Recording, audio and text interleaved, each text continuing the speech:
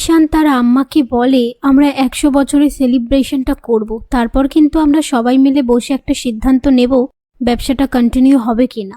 এরপর ঈশান তার ভাই বোনেদের সাথে আলোচনা করে কিভাবে 100 বছরের পূর্তির অনুষ্ঠানে ইনভিটেশন মিডিয়ার কাছে পৌঁছে যাবে। ওদিকে কুমকুম জুতোয় নকশা বানানোর পর বাড়ি ফেরার সময় একজোড়া জুতো তার সাথে নিয়ে যায়।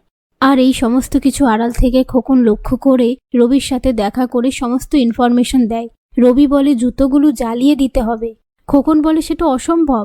রবি তখন টাকা দিলে খোকন কাজটা করতে রাজি হয়। তারপর রবি তার বাবাকে ফোন করে সবটা জানায়। এরপর খোকন ফ্যাক্টরি থেকে জুতোগুলো চুরি করে বাইরে এনে জ্বালিয়ে দেয়। তার পিছু পিছু শ্রমিকরা তাড়া করতে থাকলে খোকন তড়িঘড়ি করে সেখান থেকে পালিয়ে যায়। এদিকে ঈশান সপ্তর্ষিকে বলে জুতোগুলো এখানে নিয়ে এসে রাখ এখন। সপ্তর্ষি বলে যখন অনুষ্ঠান হবে তখন এনে রাখবো। ঈশান বলে এত বড় একটা জিনিস লঞ্চ করতে চলেছিস অথচ কোনো সিকিউরিটি নেই, তোদের দ্বারায় ব্যবসা হবে না। সেই মুহূর্তে কার্তিক এসে বলে জুতোগুলো কেউ পুড়িয়ে দিয়েছে।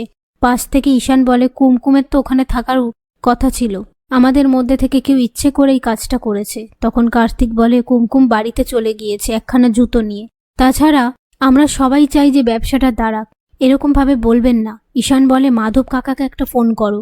কার্তিক মাধবকে ফোন করতে গিয়ে বলে মাধব কাকা তো তাড়াহুড়োতে ফোনটা রেখেই চলে গিয়েছে। এই নিয়ে তারা কথা বলতে থাকে।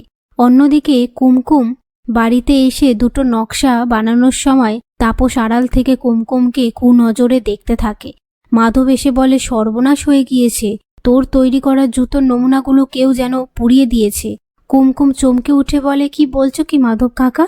মাধব বলে একটু পরেই লোকজন আসবে, কি করব বুঝতে পারছি না। কুমকুম বলে আমি তো একজোড়া জুতো তৈরি করেছি, আর একজোড়া জুতো তৈরি হয়ে যাবে।